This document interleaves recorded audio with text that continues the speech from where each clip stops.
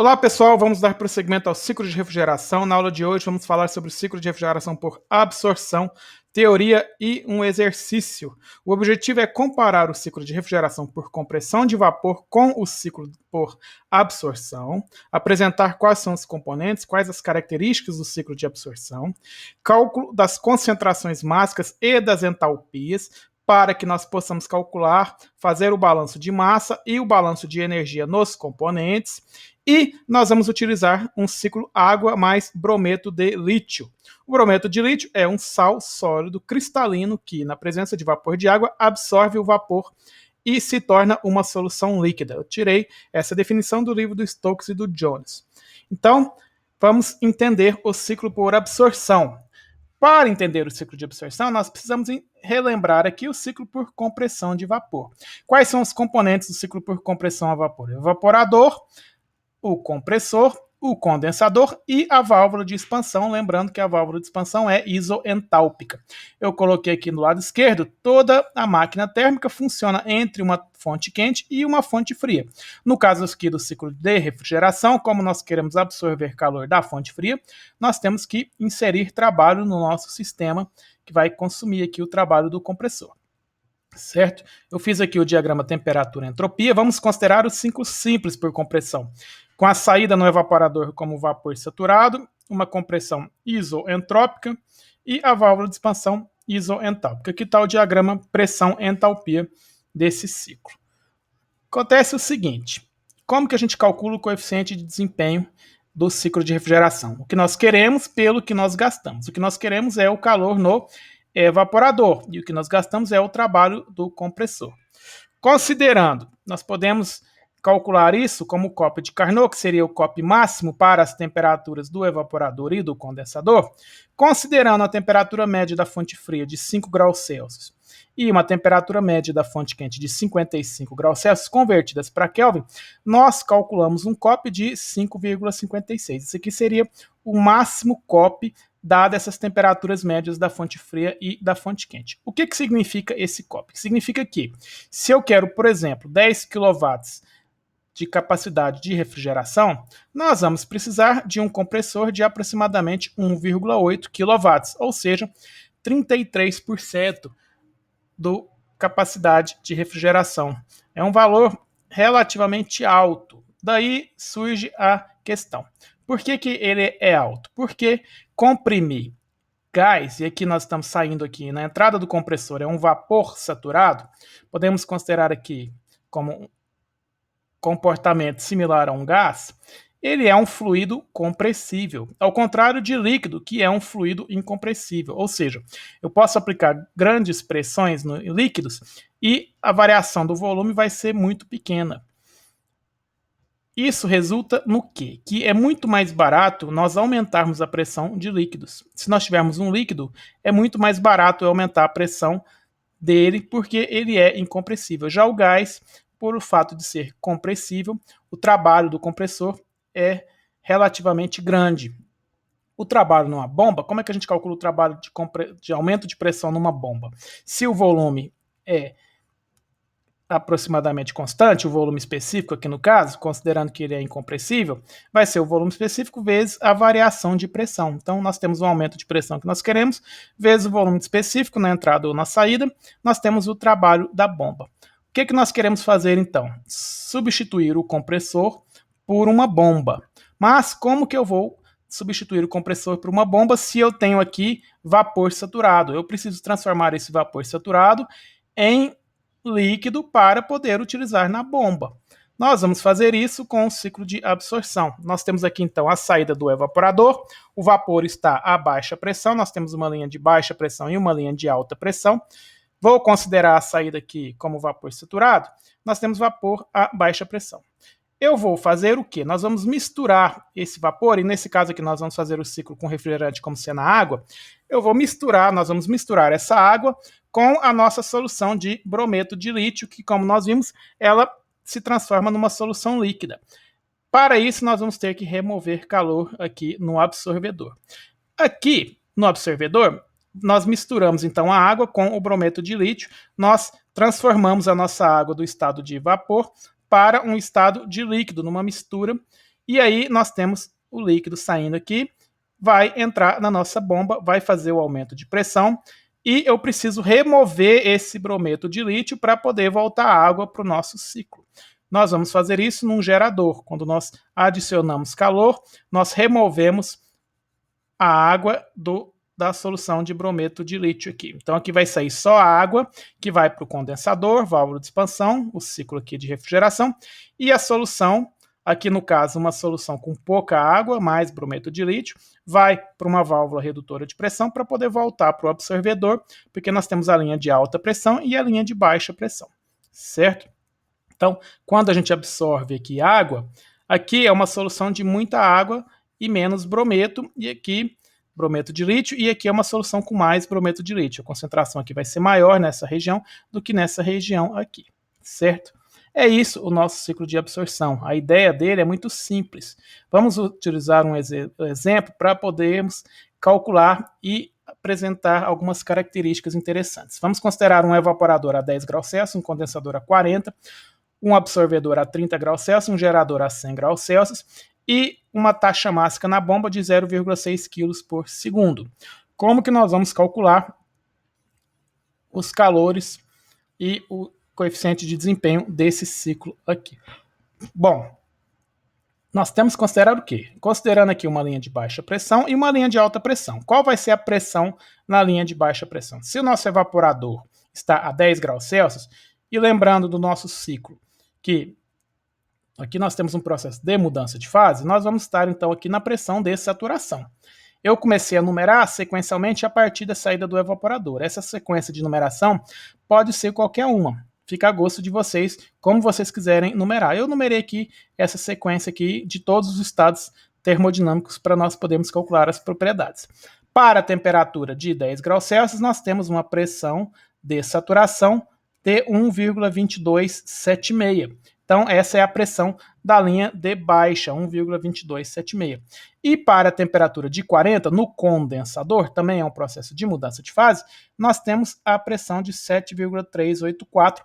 Peguei aqui na tabela de propriedade termodinâmica, assim nós temos as pressões da linha de alta e de baixa do nosso ciclo.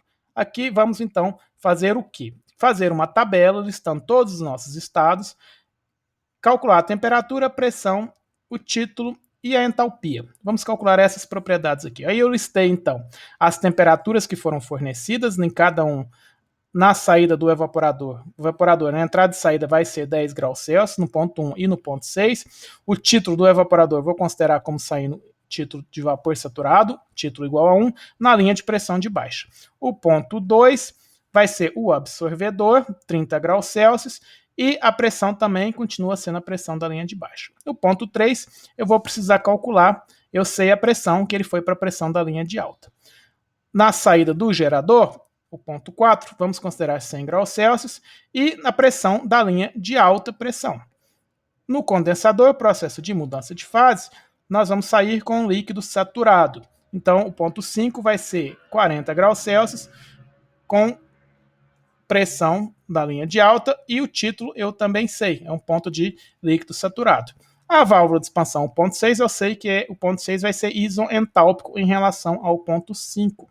Ele vai entrar aqui a 10 graus Celsius, que é também o processo de mudança de fase, e vai para a linha de pressão de baixa, certo? O ponto 7, eu sei que ele está na linha de pressão de alta, e a temperatura também vai ser 100 graus Celsius. E o ponto 8, eu vou considerar aqui entrando no absorvedor a 30 graus Celsius e na linha de pressão de baixa. Esses são os dados do nosso ciclo. Como é que nós vamos calcular aqui? Bom, eu fui lá na tabela do livro e peguei para a solução de brometo de lítio, com a temperatura da água e a pressão, nós conseguimos calcular a porcentagem em massa. No gerador, nós temos que é 100 graus Celsius, então eu venho aqui na temperatura de 100 graus Celsius, essas linhas de temperatura, aqui está a linha de 100 graus Celsius, com a pressão de 7,38, nós vamos achar aqui a nossa concentração. A mesma coisa no absorvedor, para 30 graus Celsius e a pressão da linha de baixa. Fazendo isso daqui, olhando aqui no nosso diagrama, para a temperatura de 100 e a pressão de 7,38, nós vamos ter aqui aproximadamente 0,66, 0,67, 0,60, 61, 62, 63, 64, 65, 6667. Está aqui nesse intervalo. Eu peguei o mesmo valor que o livro utilizou, 0,664. E no absorvedor, para a temperatura de 30 graus Celsius, para a pressão de 1,23, na verdade 1,2276, nós vamos ter aqui uma concentração de aproximadamente 50%, certo?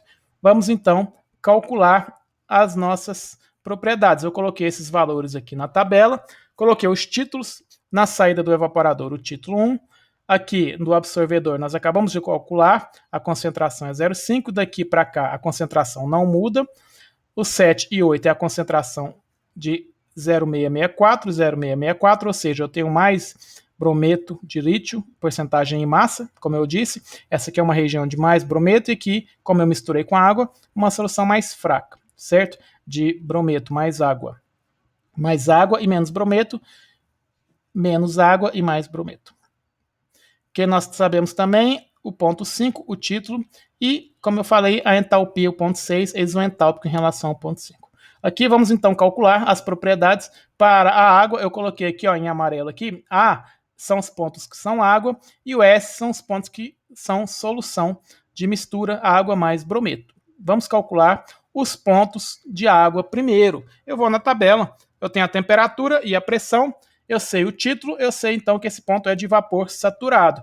Vapor saturado, eu tenho a entalpia de vapor saturado, certo? Vamos para o próximo ponto. O ponto 4 aqui, a temperatura de 100 e a pressão de 7,38, mas eu não sei qual é o título, não sei mais nada, eu sei essas duas propriedades. Com essas duas propriedades, para essa pressão de 7,38, eu vejo que a minha temperatura de saturação é de 40 graus Celsius, ou seja, a minha temperatura é maior do que a temperatura de saturação.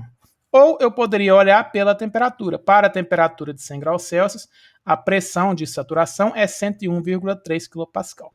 Ou seja, eu tenho aqui uma pressão para 100 graus Celsius, a minha pressão de saturação é 101. Na verdade, a minha pressão é bem menor, 7.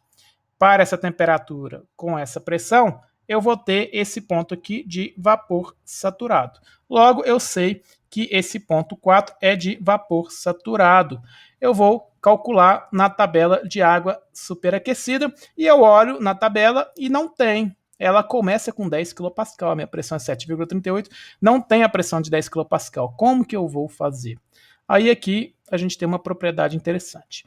Para esses pontos de pressões muito baixas, a entalpia para vapor de água superaquecida a baixas pressões é muito próximo da entalpia do vapor saturado para a dada temperatura. Como assim, professor?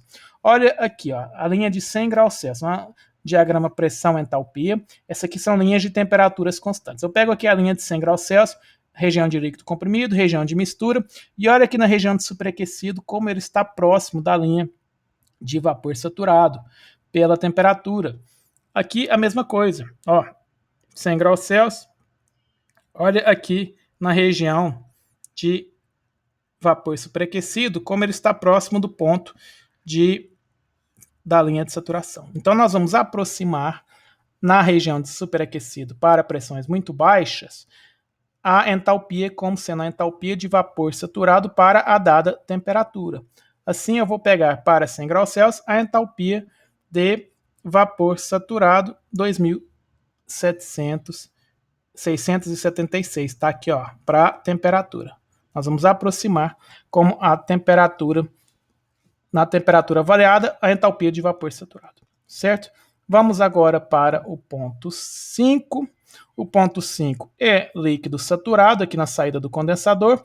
Então, eu só vim aqui na temperatura de 40, pegar o valor da entalpia de líquido saturado, 167,54.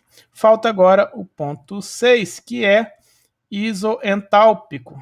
O ponto 6, isoentálpico. Se eu quisesse calcular o título do ponto 6, como que eu faria? Olha só, eu tenho a entalpia, eu tenho a temperatura no ponto 6. Para a temperatura no ponto 6, eu tenho os valores da entalpia de líquido e da entalpia de vapor e a diferença, né, HLV, que é a diferença entre a entalpia de líquido e de vapor. O título eu posso calcular como entalpia no ponto, que é a entalpia 167,54, menos a entalpia de líquido, dividido pela entalpia de vapor menos a de líquido, que é justamente esse HLV. Então, nós temos aqui um título muito baixo, né? 0,05, aqui o título no ponto 6. Eu precisava calcular isso aqui? Não necessariamente, não é essencial aqui para nossas contas. Só estou calculando para nós preenchermos toda a nossa tabela. Aí, vamos para a solução agora do água mais brometo de lítio. Como é que nós vamos calcular? Vou começar com o ponto 2. Esse ponto 2 na saída do absorvedor. O que eu sei? Eu sei que ele está na linha de pressão de baixa e sei a temperatura. Eu vou na entalpia, na tabela da entalpia e da porcentagem. A figura 7.8 do livro, o livro que eu estou usando aqui como referência é o livro do Stoker e do Jones, edição de 1985. E aí eu tenho então aqui, ó, para concentração de 0,5, eu tenho aqui a segunda concentração de 0,5, para a temperatura de 30 graus Celsius, eu acho aqui uma entalpia, está entre menos 160 e menos 180, está aqui nesse intervalo aqui. Eu peguei também o mesmo valor que o livro adotou, menos 168. Professor, é negativo? É negativo. Na verdade, o que interessa para nós aqui depende só da referência que ele usou para determinar qual que é o zero. O que interessa, no final das contas, para nós é a variação das entalpias na hora de calcular os calores. Então, aqui, menos 168. Vamos para o próximo ponto. O próximo ponto é o ponto 3. Ponto 3 aqui. Eu tenho, depois da bomba, a concentração não vai mudar. Como que eu vou calcular a entalpia aqui do ponto 3? Bom, eu peguei para a temperatura aqui na entrada da água, considerando a temperatura da água de 30 graus Celsius, eu peguei o volume específico da água lá na tabela. Aqui, ó, volume específico da água para a temperatura 0,001004, tá aqui. E peguei a massa específica do brometo de lítio, 3.460, transformando no volume específico. Eu tenho aqui o volume específico. Como eu sei as concentrações, e a concentração no caso aqui é 0,5, eu calculo o volume específico da minha mistura. E sabemos que o trabalho da bomba é o volume específico vezes a variação da pressão, que pode ser aproximado como a variação das entalpias, da saída menos a entrada. Como eu tenho a variação da pressão, pressão de alta e pressão de baixa, eu consigo calcular o trabalho da bomba aproximado aqui de 3,98 vezes 10 a menos 3 kJ por quilograma. Com isso, eu consigo calcular a entalpia na saída da bomba, que é muito próxima da entalpia na entrada. O trabalho da bomba é muito pequeno, considerei aqui muito próximo. Se elas são muito próximas, as temperaturas são muito próximas, mas eu vou usar esse valor calculado aqui para nós realizarmos as nossas contas, porque a gente tem um trabalho da bomba. E aqui, importante salientar que, na verdade, a gente está considerando só o trabalho da bomba para aumentar a pressão. Não estamos considerando o trabalho da bomba para fazer o bombeamento ao longo da linha, né? Não estamos considerando as perdas nas linhas, na tubulação, a elevação de altitude, etc. e tal. Aqui nós estamos considerando só o aumento da pressão no nosso ciclo, certo? E aí, nós temos, então, a entalpia do ponto 3. Vamos para o ponto 7. O ponto 7, cadê o ponto 7 aqui? É na saída do gerador. Eu tenho a concentração dele, eu tenho a temperatura, eu venho na nossa tabela com a concentração, 0,664, com a temperatura é 100 graus Celsius, eu peguei aqui, nós temos uma entalpia, está entre menos 40 e menos 60, eu notei aqui menos 52 a entalpia, quilojoules por quilograma. Certo? E agora sabemos também que o ponto 8 é isoentálpico em relação ao ponto 7 também. Nós temos aqui uma válvula redutora, vamos considerar ela adiabática, ela não realiza trabalho, ela também é isoentálpica. Dessa forma, nós temos a nossa tabela preenchida com as entalpias, que é o que nos interessa para calcular os calores. Vamos calcular também, primeiro, antes de calcular os calores em cada componente, eu preciso calcular as taxas mássicas passando em cada um dos componentes. E aí nós vamos fazer, então, um balanço de massa aqui no gerador. O que eu sei aqui? Que a taxa mássica do 3 é igual à taxa mássica 2, que é a taxa que passa pela bomba, 0,6 kg por segundo. No gerador, o que sai é o 7 mais o 4. É igual ao que entra, que é o 6, que é o 3. 7 mais 4 é igual a 3. E esse 3 eu já tenho o valor. Eu tenho aqui, eu preciso de mais uma equação. Vou fazer o balanço do brometo de lítio. Eu tenho aqui a taxa máxima M3 vezes a concentração M3 em massa, concentração máxima, vai ser igual a taxa máxima M7 vezes a concentração desse brometo na saída. Por quê? Porque o brometo está nessa região aqui, ó. Nessa parte eu só tenho água, certo? Então, o que entra de brometo aqui tem que ser o que sai aqui no ponto 7. O ponto 3 eu tenho, as concentrações eu tenho, 0,5 e 0,664, eu consigo calcular a taxa máxima aqui, M7. Com a taxa máxima M7, eu volto na equação do balanço de massa total da mistura e calculo a taxa máxima M4 de 0,1482. Então, nós temos aqui agora todas as taxas máximas nos componentes. Eu listei aqui, ó, a M7. Cadê a M7? É igual a M8, que eu acabei de calcular. A 2 é igual a 3, que foi dada. E a 4 é igual a 5, que é igual a 6, que é igual a 1. Está aqui calculada também. Com isso, nós conseguimos fazer o balanço de energia nos nossos componentes.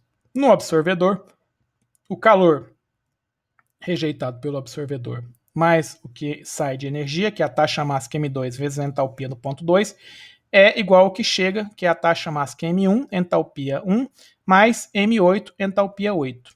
Certo? Aqui, fazendo as contas, a gente acha uma taxa de calor de 450,732 kW. Lembrando que esse calor aqui vai ser negativo, porque ele está rejeitando esse calor para o ambiente. Eu coloquei aqui entre parênteses aqui negativo. Certo? Só depende de como a gente fizer esse balanço de energia para o sinal sair aqui positivo ou negativo. Certo? Aqui, como a gente fez igualou o que está entrando com o que está saindo, ele vai dar o valor em módulo. Então, nós temos um absorvedor, vou calcular no gerador. Como que eu vou calcular no gerador? A mesma coisa, o calor do gerador mais o que chega, M3, entalpia 3, que é a energia total, é igual a M7H7 mais M4H4, que é o que sai do gerador. Todos esses valores a gente tem, fazendo a substituição dos dados, nós achamos a taxa de calor no gerador de 473,89 kW, e isso aqui é positivo. Eu vou fornecer calor aqui no nosso ciclo de absorção. E, na verdade, o ciclo de absorção ele é considerado um ciclo movido a calor, porque é aqui que a gente gasta a energia efetivamente para fazer o ciclo funcionar.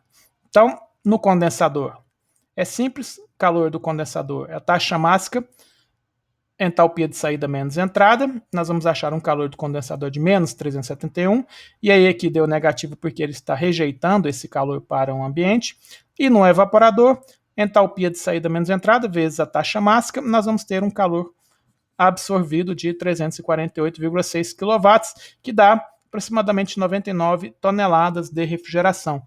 Lembrando que uma TR é igual a 211 kJ por minuto. Essa é uma TR, então observamos que é um valor relativamente alto, é um ciclo com uma capacidade de refrigeração grande, 99 toneladas de refrigeração. Certo? E somando todos os calores, nós sabemos que se eu fizesse a coluna somatória dos calores e somatória dos trabalhos, só que aqui a gente tem um trabalho só da bomba. Como é um ciclo, calor mais trabalho, ou a variação de energia total no ciclo, tem que ser, a taxa de variação de energia tem que ser igual à taxa de calor mais a taxa de trabalho, ou seja, a somatória de calor mais trabalho tem que ser igual a zero, porque a variação de energia no ciclo é igual a zero. Um ciclo, por definição, o estado final é igual ao inicial. Certo? Então, nós temos aqui a somatória dos calores, lembrando que no absorvedor é um calor negativo, no gerador é um calor positivo, no condensador é negativo, porque ele está rejeitando, e no evaporador ele está absorvendo, é um valor positivo. Nós achamos aqui um valor de 0,0026 kW, que vai ser o quê? O trabalho da bomba. A somatória dos calores tem que ser igual ao trabalho. Quem está inserindo trabalho aqui é a bomba. Dividindo esse trabalho pela taxa máxima, nós achamos um trabalho específico de 4,3699 vezes 10 a menos 3 kJ por quilograma. Quanto que eu tinha feito lá a minha estimativa inicial? 3,98. Ou seja, nós achamos aqui uma eficiência na bomba de 91%. Então está um valor consistente, certo?